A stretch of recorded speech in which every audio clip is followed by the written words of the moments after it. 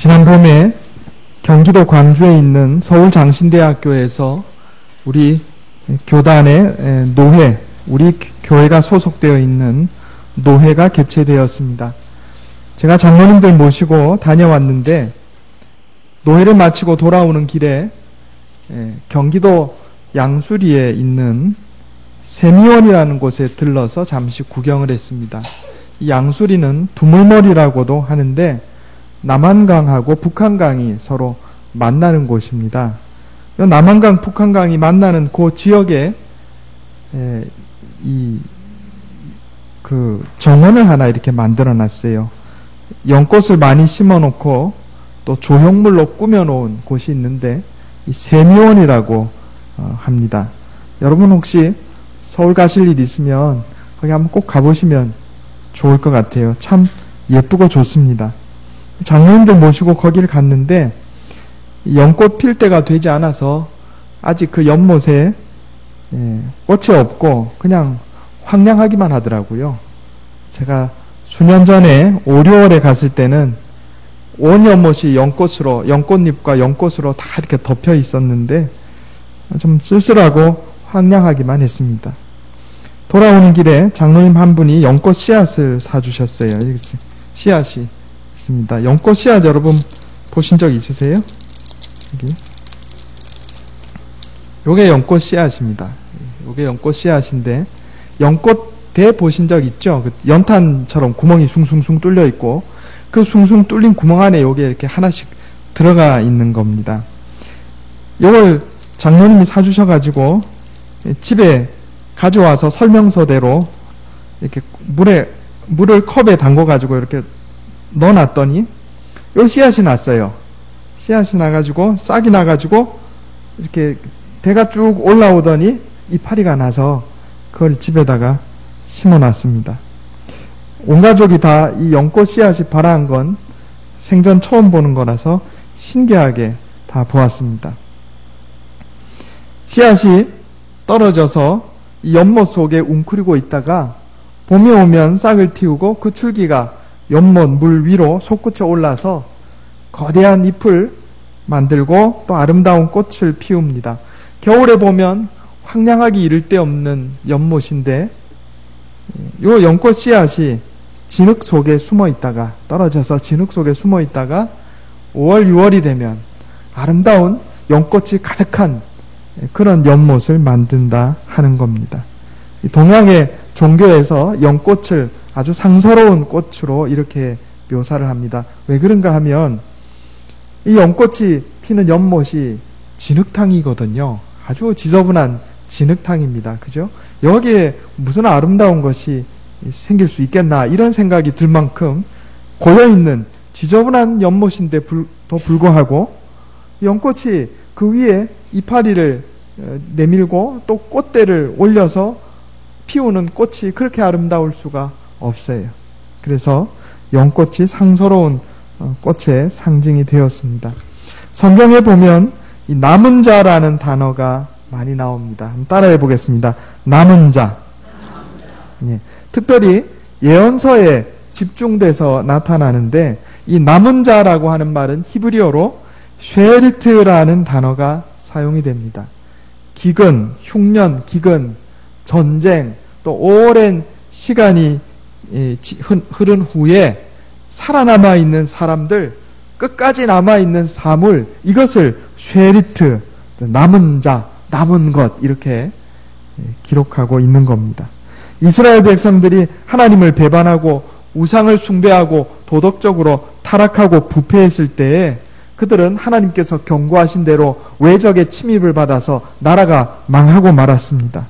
그러나 하나님께서 이런 망한 이스라엘에게도 은혜를 베풀어 주셔서 남은 자가 있게 하시고 그들을 통해서 새로운 이스라엘로 회복시켜 주셨다 하는 겁니다. 예언서에 보면 이런 역사가 다 기록되어 있습니다. 이사야 28장 5절에 보면 그날에 만군의 여호와께서 자기 백성의 남은 자에게 영화로운 면류관이 되시며 아름다운 화관이 되실 것이라 그랬습니다. 이사야 37장에 보면 유다 족속 중에 피하여 남은 자는 다시 아래로 뿌리를 받고 위로 열매를 맺으리니 그랬습니다. 에스겔서 6장 8절에 보면 너희가 여러 나라에 흩어질 때 너희 중에서 칼을 피하여 이방인들 중에서 살아남은 자가 있게 할지라 그랬습니다. 미가서 2장 12절에 보면 야곱아 내가 반드시 너희 무리를 다 모으며 내가 반드시 이스라엘의 남은 자를 모으리라 그랬습니다. 남은 자라는 단어가 계속 나오는 겁니다. 로마서 11장 5절 신약 성경에도 사도 바울을 통해서 그런즉 이와 같이 지금도 은혜로 택하심을 따라 남은 자가 있느니라 그랬습니다. 남은 자. 성경에 이 남은 자라는 용어가 계속해서 나오는 겁니다. 금방 말씀드린 것처럼 이 쉐리트라고 하는 용어가 남은 사람을 의미하기도 하지만 남은 것을 의미하기도 한다 이렇게 말씀드렸습니다. 국가적 차원에서 재난을 당하고 전쟁이 벌어진 후에 나라가 망하고 나서 남은 사람들, 조금 남은 그 사람들을 쉐리트라고 하는 것처럼 우리 인생을 살면서 시련의 시기를 통과하고 마치 인생이 불난집처럼 다 태워버리고 남은 것이 하나도 없는 것 같아도 그 가운데 조금 남아있는 것, 그것도 이 쉐리트, 남은 것 이렇게 얘기할 수가 있는 겁니다. 오늘 본문 말씀에 사르밧의 과부에 대한 이야기가 나옵니다. 우리가 다 잘 아는 이야기입니다. 흉년이 들어가지고 먹을 것이 없어서 굶어 죽기 일보 직전에 여인과 아들이 바로 사르밧 이 과부와 그의 아들이었습니다. 그런데 하나님께서 엘리야에게 명령을 내리시죠. 너는 시돈에 속한 사르밧으로 가서, 이 시돈은 또 이스라엘 지역도 아니고 이방 지역입니다. 사르밧 과부는 이방인이에요.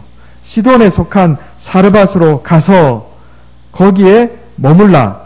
내가 그곳 과부에게 명령하여 내게 음식을 주게 하였느니라. 그래서 엘리야가 하나님 명령 따라 이 시돈에 있는 사르밧 마을로 가서 그 집에 갔더니 하나님께서 그곳 과부에게 명령해서 음식을 주라 하셨다는데 좀 돈 많은 과부인 줄 알았더니 가보니까 한심하기 이를 데 없어요. 그죠? 과부가 고백합니다. 엘리야를 향해서 나는 떡이 없고 다만 통에 가루 한 움큼과 병에 기름 조금뿐이라. 내가 이거 가지고 한 끼 만들어서 나하고 아들하고 먹고 굶어 죽으려고 하던 참이요. 이렇게 지금 얘기하고 있는 거예요. 자, 엘리야가 얼마나 황당했겠어요? 그러나 하나님의 말씀을 전합니다. 내 말대로 하려니와 먼저 그곳으로 나를 위하여 작은 떡 한 개를 만들어 내게로 가져오고 그 다음에 너와 내 아들이 먹어라. 이렇게 하나님의 말씀을 전한 거예요. 그러니까 또 이 사르밧 과부가 엘리야를 통해서 들은 하나님의 말씀대로 순종합니다. 엘리야에게 먼저 떡을 만들어 드렸어요. 자, 그러니까 남은 가루가 없을 거 아니에요? 그런데 하나님께서 그 가정에 기적을 허락하셔서 통에 가루가 떨어지지 않고 병에 기름이 없어지지 않았다. 이런 말씀이 오늘 본문의 말씀입니다. 오늘 말씀의 제목이 남은 것을 통해서 복을 주시는 하나님입니다. 따라해 보겠습니다. 남은 것을 통해서 복을 주시는 하나님. 예. 민족의 차원에서 보면 전쟁 후에 남아있는 작은 사람들을 쉐리트라 그랬어요. 그런데 우리 개인적인 인생의 차원에서 보면 시련기를 다 통과하고 나서 모든 것을 다 잃었다 생각했는데 그나마 나에게 남아있는 것, 작은 것, 이것을 우리가 쉐리트, 남은 것 이렇게 이야기할 수가 있겠습니다. 오늘 말씀을 통해서 하나님께서 우리에게 주시는 첫 번째 교훈은 남은 것을 찾으라 하는 겁니다. 한번 따라해 보겠습니다. 남은 것을 찾으라. 잃어버린 것에 집착하지 말고 내게 남아있는 것이 무엇인지 찾으라 하는 겁니다. 우리가 인생 살다 보면 어려움을 많이 겪지 않습니까? 이런저런 일들을 겪습니다. 사랑하는 가족을 잃기도 하고 재물을 잃기도 하고 또 좋은 기회를 잃어버리기도 합니다. 그런데 우리가 그런 경우에 낙심하거나 좌절하는 것은 자꾸 잃어버린 것에 관심을 가지기 때문에 그래요. 잃어버린 것은 다시 찾을 수 없는 것은 신경 쓰지 말라 하는 거예요. 그냥 잊어버리라는 거예요. 잃어버린 것은 잊어버려야 합니다. 따라해 보겠습니다. 잃어버린 것은 잊어버려야 합니다. 잃어버린 것에 집착하면 안 돼요. 내게 남아있는 것이 무엇인지 찾아야 합니다. 아니, 목사님, 내 남은 거 하나도 없어요. 이렇게 말씀하지 마시고, 내게 남아있는 것이 무엇인지 곰곰이 생각해보고, 눈을 크게 뜨고 찾아야 되는 거예요. 이게 연꽃 씨앗이라 그랬어요. 한번 겨울에 연꽃 연못에 가보세요. 황량하기가 이를 데 없어요. 그런데 거기에 연꽃이 피는 그런 연못의 색깔이 보통 시커멓습니다. 연꽃 씨앗 이 색깔도 시커멓죠. 이 연꽃 씨앗이 떨어져가지고 그 바닥에 진흙 속에 묻혀 있으면 이거 찾기 어려울 겁니다. 그죠?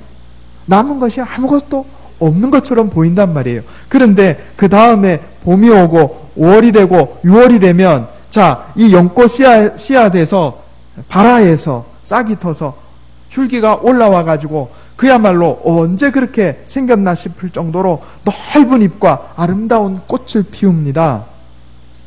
여러분, 우리 인생이 연꽃이 피는 겨울 연못처럼 황량하다 할지라도 잘 찾아보면 연꽃 씨앗과 같은 것이 있는 거예요. 이것을 우리가 남은 것이라 이렇게 얘기합니다. 남은 것이라. 성경 룻기에 보면 나옴이라고 하는 여인이 나옵니다. 여러분 다 잘 알고 있는 이야기입니다. 그의 가정은 원래 유대 땅 베들레헴에 있었는데 여기 흉년이 들어가지고 남편하고 두 아들 데리고 모압 땅으로 이사가서 살게 됩니다. 처음에는 괜찮았어요. 두 아들도 다 장가 보내가지고 며느리도 둘 들였단 말이에요. 그런데 불행하게도 나오미는 거기서 남편도 잃고 두 아들도 잃고 말았습니다. 여자만 셋 남았어요. 젊은 며느리 둘과 나오미 자기 혼자. 거기에 손자도 없었단 말이에요. 과거는 요즘과 달라서 아들이 없으면 살아가기가 거의 불가능한 세상이 당시의 고대 사회였습니다. 나오미가 선택할 수 있는 것은 자기는 그나마 아는 사람이 있는 고향으로 돌아오는 것이고, 며느리 둘은 아들도 없이 남편 잃었으니까 친정으로 돌려보내서 제가하게 하는 것밖에 다른 수단 방법이 없었어요. 그래서 나오미가 두 며느리에게 너희 친정집으로 돌아가라. 나는 내 고향 유대 땅 베들레헴으로 돌아가련다. 이렇게 얘기를 했단 말이에요. 우리가 잘 아는 것처럼 이 며느리들 두 사람 중에 한 사람 룻이라고 하는 며느리가 나오미를 따라 나섭니다. 그죠? 그리고 나오미하고 룻이 고향 땅 베들레헴으로 돌아오는 거지요. 나오미는 모든 것을 다 잃었습니다. 남편도 잃고 아들도 잃었습니다. 나오미에게 남은 것이 뭐예요? 나오미에게 남아있는 게 뭐예요? 룻. 나오미에게는요, 사람 한 명이 남았어요. 룻. 그런데 이 남아있는 한 사람 룻을 통해서 나오미가 복을 받습니다. 복을 받습니다. 어떻게 복을 받아요? 나오미는요, 며느리 룻을 사랑으로 대합니다. 이게 참 나오미가 훌륭한 사람이에요. 너 시집 왔으니까 여기서 검은 머리 팥불이 되도록 나 봉사하고 섬기고 죽어라 이렇게 얘기하지 않고 내 친정으로 돌아가서 살 길 찾아라 그랬잖아요.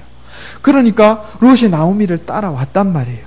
그리고 나오미는 지혜롭게도 룻을 자기 남편의 친척 되는 보아스와 연결시켜줍니다. 그래서 룻이 보아스와 결혼해서 누구를 낳아요? 오벳을 낳습니다. 이 오벳이 이새를 낳고 이새가 다윗을 낳습니다.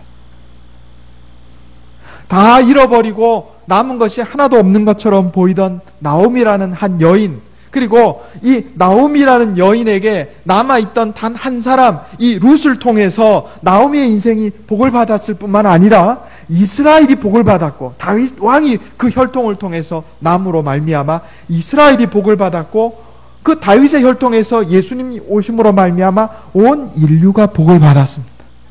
여러분, 내게 남아있는 것이 아무것도 없다고 생각하지 마세요. 내게 남아있는 것이 무엇인지 찾아보세요. 내게 남아있는 것이 사람일 수도 있고, 내게 남아있는 것이 작은 재능일 수도 있고, 내게 남아있는 것이 한 움큼 곡식 가루일 수도 있어요. 그런데 없다 생각하지 말고 그것을 찾아보세요. 그러면 믿음의 눈으로 바라보면 이것이 축복의 씨앗이 되는 겁니다. 오늘 부른 찬송가 429장의 가사가 이래 되어 있습니다. 세상 모든 풍파너를 흔들어 약한 마음 낙심하게 될 때 내려주신 주의 복을 세어라. 주의 크신 복을 내가 알리라. 무슨 얘기예요? 근심 걱정 시련이 많고 세상 풍파 때문에 낙심할 때 하나님 내게 주신 복, 남아있는 복, 그거를 세어보라는 거예요. 긍정적인 시각을 가지고 내게 남아있는 것을 보라는 거예요.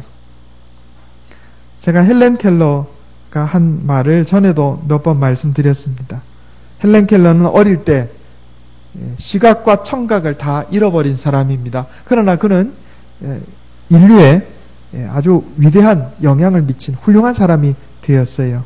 이 헬렌 켈러가 이런 말을 했습니다. 많은 사람들이 자기 앞에 닫힌 문만 바라보느라 그 옆에 열린 문을 찾지 못한다 그랬어요. 우리 인생을 살다 보면요, 열려있던 문이 닫히는 경우가 많아요. 재물의 문도 닫히고 사랑하는 가족도 잃고 문이 닫혔다고 생각하기 쉽단 말입니다. 그러나 그 옆에 열린 문이 아직 남아있는 것을 우리가 자꾸 간과하는 거예요. 닫힌 문 보지 말고 열려있는 문 무엇인가, 이걸 찾아봐야 되는 겁니다.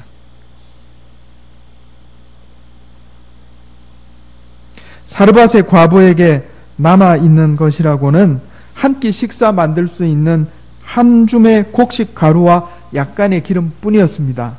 그런데 이 사르밧 과부에게는 요게 마지막 남은 거였어요. 그렇죠? 그리고 이 마지막 남은 것은 더할 나위 없이 소중한 것이었습니다. 비록 지금 주거나 떡 먹고 주거나 별 차이가 없을지 모르지만, 그러나 마지막에 이거 내가 떡 만들어서 나하고 아들하고 그래 그나마 한번 먹고 죽으리라 했던 것이 한 움큼 곡식가루와 약간의 기름이었단 말이에요. 그런데 사르밧의 이 과부는 이 한 움큼의 곡식가루와 약간의 기름뿐만 아니라 자기에게 남아있는 것을 한 가지 더 활용했어요. 그게 뭔가 하면 위기의 상황에서도 변하지 않는 하나님을 향한 믿음이 그에게 남아 있었습니다. 이게 중요해요. 내 눈에 보이는 남아있는 것이 있고 눈에 안 보이는 남아있는 것이 있는데, 뭐냐면 내 눈에 보이는 남아있는 것, 이것이 귀중한 것이 되기 위해서는 눈에 안 보이는 게 하나 더 남아있어야 돼요. 그게 뭔가 하면 어려운 상황에서도 변함없이 하나님을 신뢰하는 믿음. 우리가 다른 거 다 잃어버려도 이건 잃어버리지 않을 수 있어요. 사랑하는 사람 잃어버릴 수 있어도, 재물을 잃어버릴 수 있어도 이거는 잃어버리지 않을 수 있단 말이에요. 나를 사랑하는 하나님을 향한 변하지 않는 믿음. 사르밧의 과부는 이것을 가지고 있었습니다. 두 번째 한번 따라해 보겠습니다. 남은 것을 하나님께 맡기라. 내게 남아있는 것이 무엇인지 그것을 찾았으면 그 남은 것을 하나님께 맡기는 것이 중요합니다. 그러면 하나님께서 그 남은 것을 통해서 나에게 복을 주세요. 사르밧의 과부는 자기에게 남아있는 곡식가루 한 움큼과 약간의 기름을 하나님의 말씀에 순종해서 엘리야에게 그것을 떡을 만들어 드렸단 말이에요. 이거는 엘리야 선지자에게 드린 게 아니고 하나님께 드린 거예요. 하나님 말씀에 순종한 거니까. 우리가 오병이어의 기적을 잘 알고 있습니다. 예수님께서 남자만 5,000명이 넘는 사람들을 가르치고 나서 사람들이 배가 고플 때 너에게 남아있는 빵이 있느냐 했을 때 한 어린아이가 자기 품속에 있는 소중한 5개의 빵과 2개의 물고기를 예수님 앞에 내어놓았단 말이에요. 그게 남아있는 거였어요. 모르겠어요. 다른 사람들도 혹시 숨겨놨는지. 그런데 어쨌든 이 어린아이는 자기에게 남은 것에다가, 그리고 하나님을 향한, 예수님을 향한 무한한 신뢰, 예수님을 향한 믿음을 배합해서 예수님 앞에 드린 거예요. 그러니까 예수님께서 이 아이에게 받은 5개의 빵과 2마리 물고기로 남자만 2,000명, 아마 2만 명이, 남자만 5,000명, 2만 명이 넘는 사람들을 먹이는 기적을 일으키셨습니다. 하나님께서는요, 남은 것을 통해서 우리에게 복을 주시는데, 남은 것을 통해서 우리에게 기적을 일으켜 주세요. 그런데 그것은 우리가 남은 것을 하나님께 맡길 때, 남은 것을 하나님께 드릴 때 이 기적이 일어나는 겁니다. 사르밧의 과부는 도저히 다른 사람을 대접할 수 없는 처지에서 선지자 엘리야를 대접했습니다. 도저히 순종하기 어려운 상황에서 하나님 말씀에 순종했습니다. 사르밧의 과부가 엘리야를 대접한 내용은 비록 적은 식사 한 끼입니다. 그저 빵 한 개뿐이었어요. 그러나 굶어 죽을 수밖에 없었던 그 여인에게는 큰 결단이고 큰 순종이었습니다. 사르밧 과부의 상황에서는 천금보다도 더 귀한 것이 곡식 한 줌이었다 하는 거예요. 예수님께서 성전 앞에서 사람들이 헌금궤에 헌금 넣는 것을 보시고 한 과부가 두렙돈을 넣었는데 이 가난한 과부가 다른 모든 사람보다 많이 넣었다, 이런 말씀하신 적이 있어요. 왜냐하면 그 두렙돈은 가난한 과부에게는 그날 생활비 전체였기 때문에 그렇습니다. 큰 순종에는 큰 축복이 따릅니다. 한번 따라해 보겠습니다. 큰 순종에는 큰 축복이 따릅니다.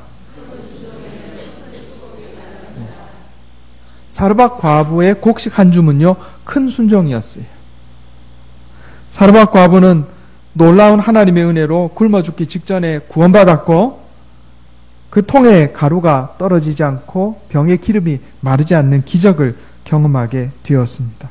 또 이후에 보면 과부의 아들이 갑자기 죽었는데 하나님께서 그 생명까지 살려주시는 은혜를 베풀어 주셨어요. 내게 남은 소중한 것을 하나님께 드려라 하는 이런 말씀은 보증금 빼서 교회에 헌금하라는 얘기가 아닙니다. 그런 얘기가 아니에요. 하나님께서 내게 남겨주신 소중한 것을 하나님의 말씀에 따라서 합당하게 대우하고 사용하라 하는 겁니다.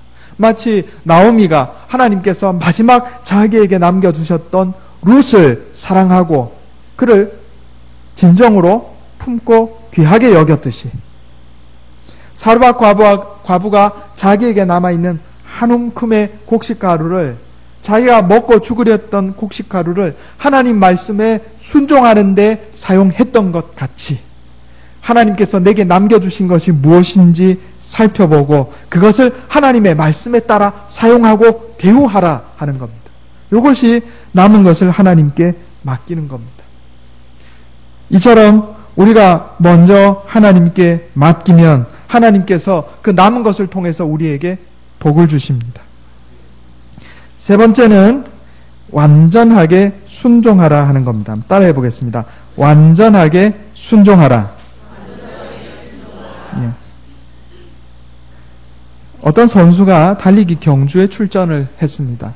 근데 이 달리기 경주에 중간중간에 막 모래밭도 있고 뭐 물도 있고 이런 거였던 것 같아요. 이런 걸 우리가 철인 3종 경기 뭐 이렇게 얘기를 하죠. 달리기 선수가 오랫동안 훈련을 해서 이제 그 달리기 경주에 참가를 했는데 편편한 땅을 달리다가 모래밭을 통과하게 됐어요.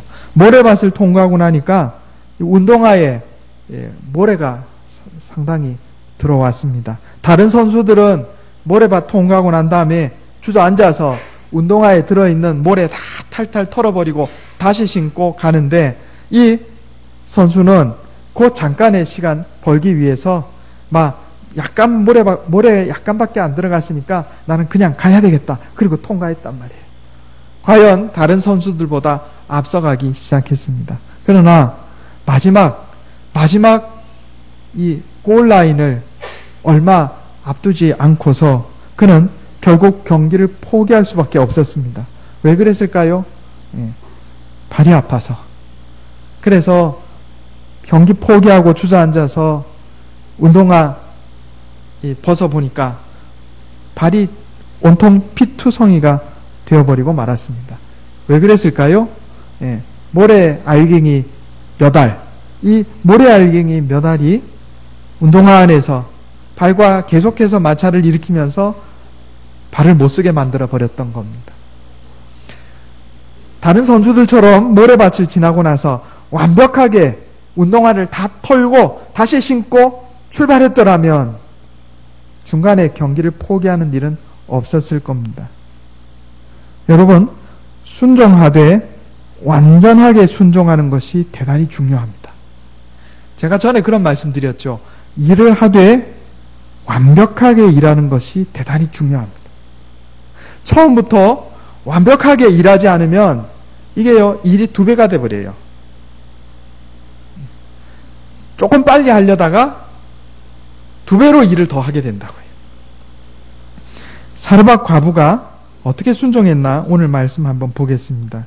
여기 열왕기상 17장 14절 한번 보겠습니다. 제가 읽겠습니다. 열왕기상 17장 13절에서 13절 15절 제가 읽겠습니다. 엘리야가 그에게 이르되 두려워하지 말고 가서 내 말대로 하려니와 먼저 그것으로 나를 위하여 작은 떡 1개를 만들어 내게로 가져오고 그 후에 너와 내 아들을 위하여 만들라. 15절에 보니까 그가 가서 어떻게 하였어요? 엘리야의 말대로 하였더니 그와 엘리야와 그의 식구가 여러 날 먹었으나 여호와께서 엘리야를 통하여 하신 말씀같이 통의 가루가 떨어지지 아니하고 병의 기름이 없어지지 아니하니라. 아멘. 엘리야가 사르밧 과부에게 뭐라 그랬어요? 자, 곡식가루 한 줌 가지고 떡 만들어서 셋이 나눠 먹자 이렇게 안 했어요. 뭐라 그랬어요? 그거 나한테 가져와라 이랬단 말이에요. 남아있는 곡식가루 가지고 나한테 가져와라. 그 다음에 너희 모작 안에 빵을 만들어 먹어라 그랬단 말이에요. 자, 이건 이해가 가지 않는 명령입니다. 남아있는 곡식가루 한 줌 가지고 엘리야한테 드릴 빵 만들고 나면 아무것도 없는 거예요. 그죠? 그럼 뭘 남은 걸, 그 다음에 뭘 빵을 만들어 먹으라는 거예요. 그런데 오늘 말씀에 뭐라고 합니까? 그가 가서 엘리야의 말대로 하였더니 그랬습니다. 그대로 순종한 거예요. 먼저 남아있는 것 가지고 다 엘리야한테 빵 만들어 갖다 드린 거예요. 그런데 그때 하나님께서 기적을 일으키신 겁니다. 그의 통에 가루가 떨어지지 않고 병의 기름이 마르지 않는 기적을 주셨던 거예요. 순종하는데 완전한 순종이 중요합니다. 이스라엘의 초대왕 사울이 왜 하나님으로부터 버림을 받았습니까? 그가 순종하였으되 완전하게 순종하지 않았어요. 모든 것을 아말렉과의 전쟁에서 모든 것을 다 진멸하라 이렇게 말씀하셨는데 완전하게 순종하지 않고 일부를 남겨놨어요. 그래서 하나님 말씀에 불순종한 것이 되어버렸습니다. 나아만 장군이 엘리사에게 자기의 문둥병을 치료해달라고 나왔을 때 엘리사 선지자가 나아만 장군에게 요단강물에 가서 7번 물에 담그라 그랬단 말이에요. 처음에는 화를 발끈 냈습니다. 우리 아람 왕국에는 요단강 같은 강이 없는 줄 아느냐? 나는 선지자 자기가 와가지고 내 환부에 손을 흔들어서 하나님의 이름을 부르면서 손을 흔들어서 나를 고쳐줄 줄 알았노라. 그러고 가려고 그랬단 말이에요. 그런데 부하가 권고하잖아요. 이거보다 더한 일을 하라 했어도 하셨을 텐데 요단 강물에 7번 담그는 것 가지고 그러십니까? 그 말씀대로 해보십시오. 그래서 나만 장군이 요단 강물에 7번, 6번도 아니고 5번도 아니고 7번 물을 담궜을 때 그의 병이 낫는 기적의 역사가 일어난 겁니다. 여러분, 하나님께서는 우리에게 완전한 순종을 원하십니다. 사르밧의 과부는 완벽하게 순종했고 말씀대로 순종했고 복을 받았습니다. 우리 인생이 마치 한겨울에 연꽃 연못처럼 황폐한 시절을 보내고 있는 분이 혹시 여기 계십니까? 내게 남은 것이 아무것도 없다 이렇게 생각하는 분이 계십니까? 오늘 말씀으로 힘을 얻으시고 교훈을 받으시기 원합니다. 하나님께서 내게 남겨주신 것을 찾읍시다. 여러분, 잃어버린 것은 잊어버리세요. 잃어버린 것은 잊어버리세요. 남아있는 것을 찾으시기 바랍니다. 그리고 그 내게 남아있는 소중한 것, 보잘것없지만 소중한 것, 그것을 하나님께 맡기시기 바랍니다. 그리고 완벽하게 순종하십시오. 여러분, 완벽하게 순종하는 것은 최선을 다해 순종하는 것하고 다릅니다. 우리는 최선을 다한다는 말을 쉽게 합니다. 최선을 다해 순종하는 게 아니고 완벽하게 순종하십시오. 그러면 하나님께서 내게 남은 것을 통해서 풍성한 복을 주십니다. 이런 은혜가 저와 여러분에게 함께 하시기를 예수님의 이름으로 축원합니다. 기도하겠습니다. 하나님, 우리 인생이 한겨울에 연꽃 연못처럼 황폐하여 아무것도 남은 것이 없고 그저 계속되는 시련만 남아있는 것처럼 생각될 때가 있습니다. 아버지 하나님, 낙심하거나 절망하거나 좌절하지 말게 하시고 내게 영안을 열어주셔서 내게 남은 것을 보게 하여 주시옵소서. 내게 남은 것을 찾게 하여 주시옵소서. 잃어버린 것은 잊어버리고 남은 것을 보게 하여 주시옵소서. 하나님, 사르밧의 과부가 남아있는 것을 하나님께 드렸던 것처럼 나도 내게 남은 것을 하나님께 드리고 하나님께 맡기는 믿음을 가지기를 원합니다. 그래서 완전하게 순종할 때 하나님께서 내게 남은 것을 통해서 풍성한 복을 주시고 내 인생이 변화되는 놀라운 은혜를 경험하게 하여 주시옵소서. 오리올의 연꽃 연못처럼 활짝 핀 많은 연꽃의 아름다움처럼 내 인생이 하나님 주시는 풍성한 복으로 넘치는 것을 보게 하여 주시옵소서. 이것이 내 힘과 능력만으로 되지 아니하오니 말씀으로 날마다 나를 깨우쳐 주시고 성령으로 인도하사 순종하게 하여 주시옵소서. 우리 주 예수님의 이름으로 간절히 기도하옵나이다. 아멘.